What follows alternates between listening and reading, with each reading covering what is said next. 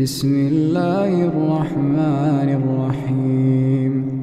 حضرت عمر فاروق کا دور ہمایوں ہے۔ مسجد نبوی میں عورتیں بھی نماز پڑھتی ہیں، مرد بھی نماز پڑھتے ہیں۔ مرور زمانہ اور فتنے کے اندیشے سے حضرت عمر فاروق کے دور میں عورتوں کو مسجد میں باجماعت نماز پڑھنے آنے سے منع کیا گیا تھا، ورنہ پہلے مردوں کی صفیں، پھر بچوں کی، پھر خنسا، اور پھر اس کے بعد عورتوں کی صفیں ہوا کرتی تھی۔ حضرت عمر فاروق کے دور میں جو ہے وہ کچھ دور گزرنے کے بعد اس کی ممانعت ہوئی۔ آپ کا دور ہمایوں میں مسجد میں عورتیں بھی نمازیں پڑھنے آتی ہیں اور مرد بھی۔ ایک عورت اللہ نے اس کو شکل و صورت سے نواز رکھا ہے، وہ نماز پڑھنے آتی ہے، ایک نوجوان رستہ روک کے کھڑا ہو جاتا ہے، 2 4 5 مرتبہ اس نے اس کی مزاحمت کے انداز کو دیکھا۔ ایک دن رک کر پوچھا تجھے کیا مسئلہ ہے؟ اس نے اپنے قلب کی خواہش کا اظہار کیا کہ میں تیرا متوالا ہوں، چاہنے والا ہوں، تیری ایک ایک ادا پہ 100 جان سے قربان ہونے کے لیے تیار کھڑا ہوں۔ اس نے کہا میری ایک شرط پوری کر دے، میں تیری ہر خواہش، تیری ہر بات مانوں گی۔ اس نے کہا جلدی کہو، میں تمہارے لیے آسمان سے تارے بھی توڑ لاؤں گا۔ اس نے کہا میری کوئی لمبی خواہش نہیں ہے، ایک ہی میری آرزو ہے، 40 دن تک عمر فاروق رضی اللہ تعالیٰ عنہ کے پیچھے نمازیں پڑھ لو، اس کے بعد جو کہو گے میں ماننے کے لیے تیار ہوں۔ تو اس نے کہا یہ کون سی مشکل شرط رکھ دی، یہ تو بڑا آسان ہے، اگر اس سے تو مل جاتی ہے تو میرے لیے 40 دنوں کی نمازیں کہہ رہی ہے، میں تو 40 سال بھی گزارنے کو تیار تھا۔ خیر 40 دن مسلسل نمازیں چلتی رہیں۔ جب 40ویں دن کی آخری نماز پڑھ کے وہ نوجوان واپس جا رہا ہے، اسی جگہ پہ عورت حسب وعدہ کھڑی ہے، یہ نظر جھکا کے گزرنے لگا۔ اس نے کہا میں وعدے کے مطابق کھڑی ہوں۔ کہا اب تیری ضرورت نہیں رہی، عمر نے دل کا تعلق رب سے جوڑ دیا۔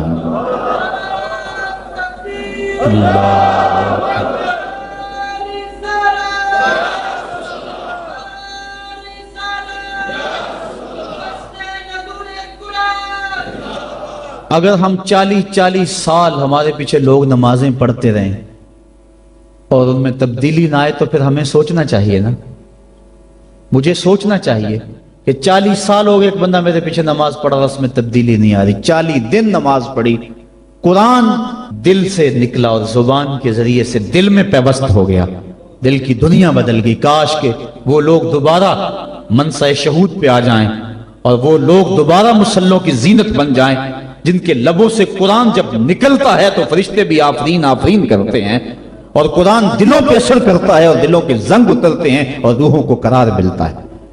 آج امت کے لیے ابتلا اور آزمائش کے مرحلے طویل سے طویل تر ہوتے چلے جا رہے ہیں۔ اس کا ایک سبب یہ ہے کہ جو امت کے رہنما ہیں وہ درد کی دولت سے خالی ہیں۔ واعظ قوم کی وہ پختہ خیالی نہ رہی، برق طبعی نہ رہی، شعلہ میں کالی نہ رہی، رہ گئی رسم آذاں، روح بلالی نہ رہی، فلسفہ رہ گیا، تلقین غزالی نہ رہی، مسجد مرثیہ کہیں کہ نمازی نہ رہے، یعنی صاحب اوصاف وہ حجازی نہ رہے۔ آج ہمارے اندر کچھ نہیں رہا، دم خم ہی نہیں رہا، ورنہ اس امت کا بکھرا ہوا شرازہ آج بھی متحد ہو سکتا تھا۔ آج پوری امت جس طرح دھکے کھا رہی ہے، کس کے سامنے نہیں ہے حالات۔ کبھی ہمارا کردار لوگوں کو زندگی کی راہیں دکھایا کرتا تھا، آج ہمیں دیکھ کے لوگ دین سے بدزن ہوتے چلے، لیکن ہم نے قرآن کو بطور رسم اپنایا۔ لا یبق من القرآن الا رسمہ، قرآن کو رسم کے طور پہ ہم پڑھ رہے ہیں، ورنہ یہ قرآن تو مردہ دلوں میں زندگی کی روح پھونکنے والا ہے۔ وہ جو قتل کرنے کے منصوبے تیار کر کے گھر سے نکلتے ہیں اور ہاتھ میں تلوار لیتے ہیں، آج بانی اسلام کا قلعہ کما کر دیں گے۔ سورہ طٰہٰ کی ابھی چند آیتیں ان کے کانوں میں پڑتی ہیں تو ان کے سارے پروگرام بدل کے رہ جاتے ہیں۔ جو بانی اسلام کے چراغ کو گل کرنے کے عزم لے کر گھر سے نکلتے ہیں، گلے میں پٹکا ڈالا ہوا ہے اور اپنے بہنوئی کے ہاتھ میں دیا ہے، کہا مجرم بنا کے حضور کی خدمت میں پیش کر دو۔ یہ قرآن کی تاثیر تھی، اور پھر قرآن ان کے اوپر ایسا اترا کہ پھر ان کی زبان سے قرآن کا جو نغمہ پھوٹا، لوگوں کی تقریر پلٹتا چلا گیا۔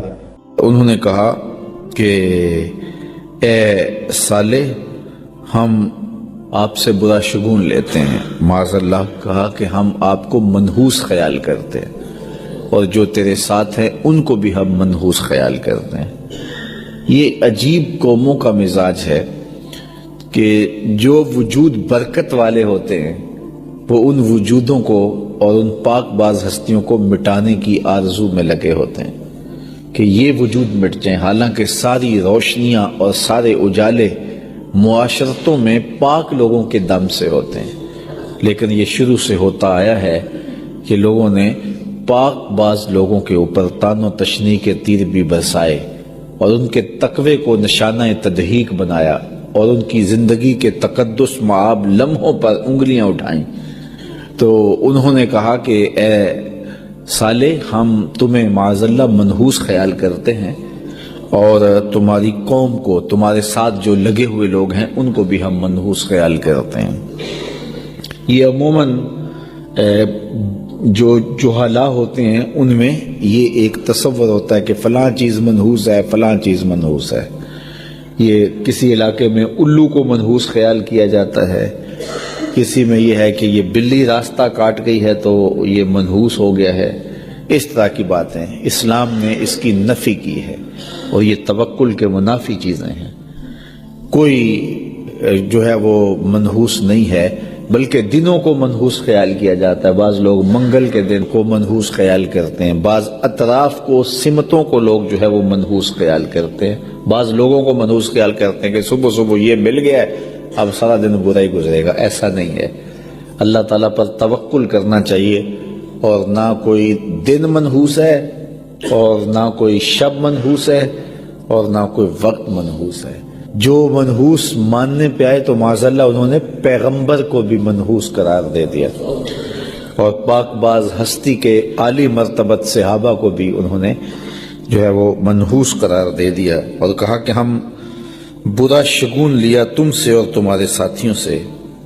قالا طائرکم عند اللہ بل انتم قوم تفتنون، فرمایا تمہاری بدشگونی اللہ کے پاس ہے بلکہ تم لوگ فتنے میں پڑے ہوئے ہو۔ حضرت صالح علیہ السلام قوم سمود کی طرف آئے تو قوم سمود میں 9 لوگ تھے جو سب سے زیادہ فتنے کی نشانی تھے اور فتنہ گر تھے۔ کتنے برے لوگ ہوتے ہیں کہ جب فتنہ گروں کی فہرست بنے تو ان کا نام آتا ہے۔ کسی بستی کے اندر، کسی گاؤں کے اندر، کسی شہر کے اندر، کسی محلے کے اندر لوگ کہیں فلاں بندہ بڑا شیطان ہے، فلاں بڑا بندہ شیطان ہے، فلاں بڑا بندہ خبیث ہے، تو لوگ انگلیوں پہ گنے اور کسی شخص کا نام اس فہرست میں آ جائے۔ مجھے بتاؤ کہ کتنا برا وہ شخص ہوتا ہے جس کا نام شیاطین کی فہرست میں آ جائے، گندے لوگوں کی فہرست میں آ جائے، برے لوگوں کی فہرست میں آ جائے۔ اللہ سے دعا مانگا کرو کہ مالک جب نام لیے جائیں تو ہمارا نام صالحین کی فہرست میں آئے، اچھے لوگوں کی فہرست میں آئے۔